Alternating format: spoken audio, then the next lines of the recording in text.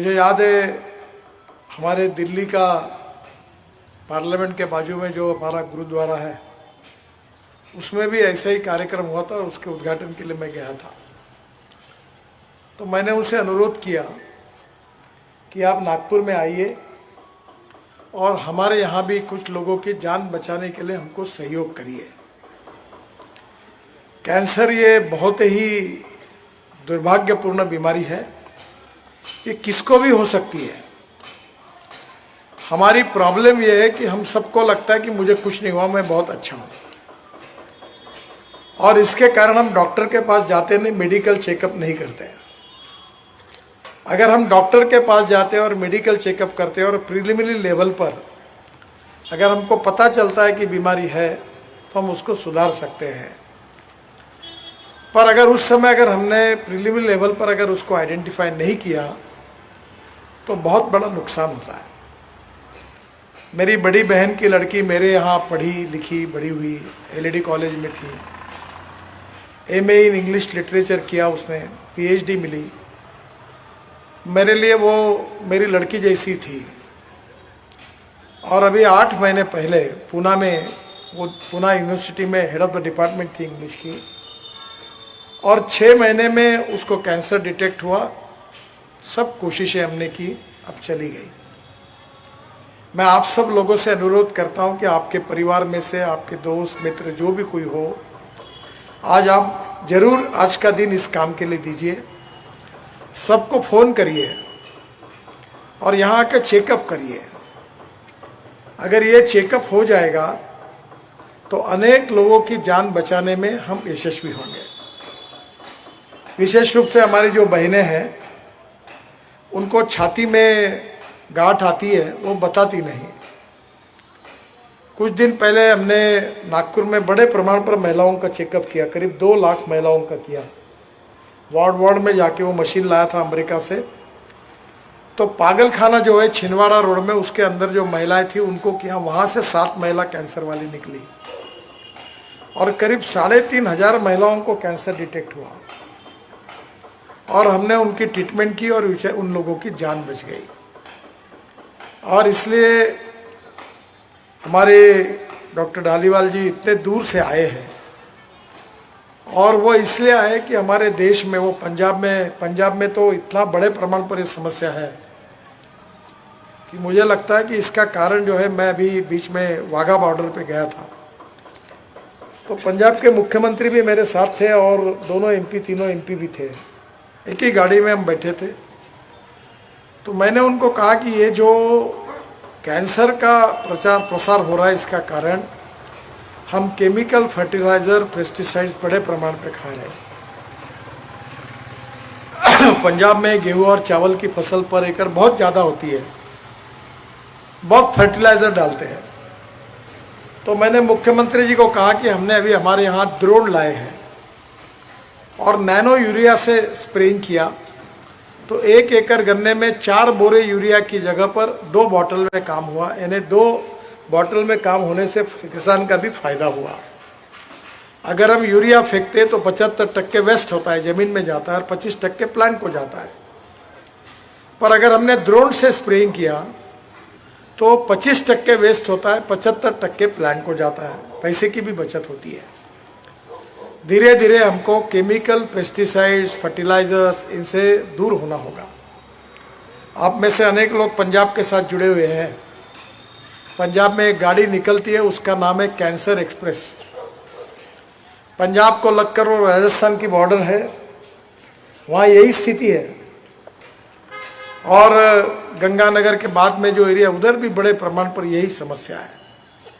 हमारे प्रिय कोई माता पिता पुत्र लड़की बहन हम गंवा रहे हैं, और इसका कारण ये है कि हमारे में, हम सुशिक्षित होने के बाद में भी एक अज्ञान है कि चेकअप करने की कोई ज़रूरत नहीं, मैं ठीक हूँ।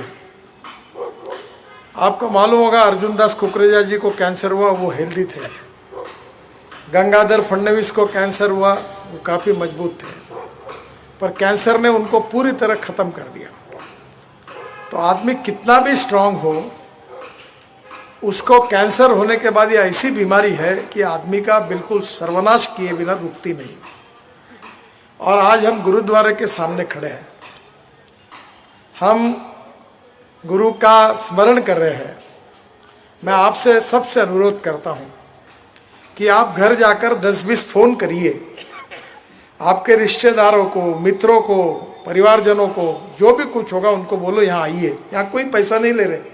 डॉक्टर साहब ने बिल्कुल सही कहा कि शाल में और पुष्पगुच्छ में क्यों पैसा खर्चा करते हो, ये दवाई में खर्चा करो। और ये जो गरीब लोग हैं जो कहीं जा नहीं सकते, उनकी मदद करो। मैं ये काम बहुत ईमानदारी से अनेक सालों से करता हूँ। अभी हमारे पास ऐसी 5 गाड़ियाँ हैं और ये जो आंखें जांच करने का 1 लाख लोग नागपुर का हमने आंखें जांच की। 1,500 से ज़्यादा लोगों का कैटरैक्ट के ऑपरेशन मुफ्त करके दिए। और जो कान में जिनको सुनने में नहीं आता था, उसमें मैं आपको मजाक बताता हूँ, मैंने एक स्पेशल डिजिटल मशीन लाया हूँ। 1500 रुपये में देते, जिसकी मार्केट में 1500 रुपये कीमत है। तो एक प्रोफेसर थे, मैं उनके घर में मृत्यु हुई इसलिए मिलने के लिए गया। मैं बोलता था, उनको सुनने में नहीं आता था। उन्होंने कहा कि मैंने कहा ये मशीन क्यों नहीं लगाते? बोले कुछ नहीं होता। मैंने कहा मेरे पास डिजिटल मशीन है। नहीं, बोले कुछ नहीं होता। मैंने तुरंत मंडलेकर को बोला, डिजिटल मशीन लाया, उनको लगा दिया। अब ऐसा सुनने लगे कि उनका जीवन बदल गया। एक हमारे गायकवाड़ करके MS बैंक में ऑफिसर थे, वो भी हताश हो गए थे। ऐसे ही मेरे आए, कुछ सुनने में नहीं आ रहा था। मैंने बोला इनको मशीन लगाओ। मशीन लगाया। अब मुझे फ़ोन आया कि अब मेरी पत्नी चुपचाप क्या बोलती है वो भी मैं सुनता हूँ। वो मेरे को गाली दे रही तो मेरे ध्यान में आता, बोले इतना मशीन सेंसिटिव है। तो मेरा आपसे अनुरोध है कि उपाय है। हमारे यहाँ 40,000 से ज़्यादा हार्ट की सर्जरी मैंने मुफ्त में कराई। और कोविड के समय आप सबके सहयोग से करीब 100 करोड़ रुपए की चैरिटी हुई। मेरा विश्वास है कि मैं वैसे बड़ा दबंग हूँ और मैं राजनीति में हूँ, पर मैंने तय किया मैं आपके पास अब फोटो वीटो लगाऊंगा नहीं। ये हारगिरी डालना बिल्कुल बंद करो। हम लोगों ने गरीबों की सेवा करना, यही राजकारण है। मैं हमारे सब लोगों को बोलता हूँ, गरीब गरीब होता है। गरीब को जात, पंथ, धर्म और भाषा नहीं होती। हिंदू हो, मुसलमान हो, जैन हो, क्रिश्चियन हो, कैंसर किसी को नहीं छोड़ता। और इसलिए हमें इंसानियत की बात को अमल करना है, सेवा करनी है। बहुत सही बात डॉक्टर साहब ने कही कि लंगर भी आवश्यक है, पर अब दवाई का लंगर शुरू करें। डॉक्टर साहब, कोविड के समय यहाँ रेमडेसिविर का ब्लैक मार्केट शुरू हुआ। 15-15 हज़ार, 20-20 हज़ार रुपये में कुछ होशियार लोग ऐसे ही समाज में हैं कि उन्होंने इंजेक्शन खरीद के रखे और ब्लैक में बेचने लगे। मैंने तय किया, मैंने एक वर्धा में एक फैक्ट्री थी, उसको बुलाया, उसको लाइसेंसेस दिलाया और 25 दिन के अंदर रेमडेसिविर बनाया।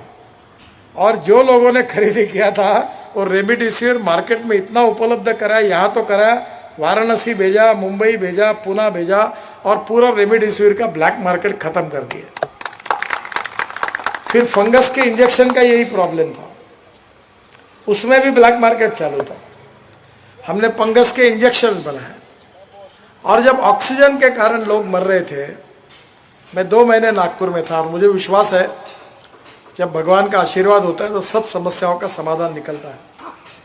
मैं त्रस्त था, मुझे समझ में नहीं आया। डॉक्टर मुझे फ़ोन कर रहे थे कि 2 घंटे में ऑक्सीजन नहीं देंगे तो लोग मरेंगे। फुटपाथ पर लोग मरे, वैसे घटनाएं यहाँ हुई।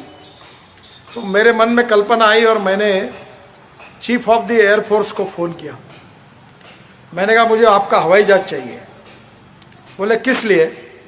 तो मैंने कहा विशाखापट्टनम से और उड़ीसा से, अंगुल से मैं ऑक्सीजन लाता हूँ नागपुर में। तो खाली ट्रक हवाई जहाज में जाएगा, उधर जाएगा, ऑक्सीजन लेके आएगा।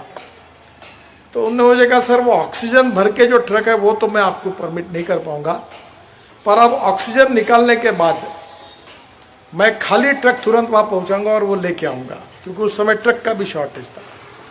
वो प्यारे खान करके अपने नागपुर के ट्रांसपोर्टर है, मैंने उनको कलेक्टर ऑफिस में जिम्मेदारी दी। उन्होंने बहुत अच्छा काम किया। अब उनको ऑक्सीजन मैन कहते हैं। और हमने पूरे ट्रक हवाई जहाज में डालकर वहाँ भेजे, ऑक्सीजन लाया।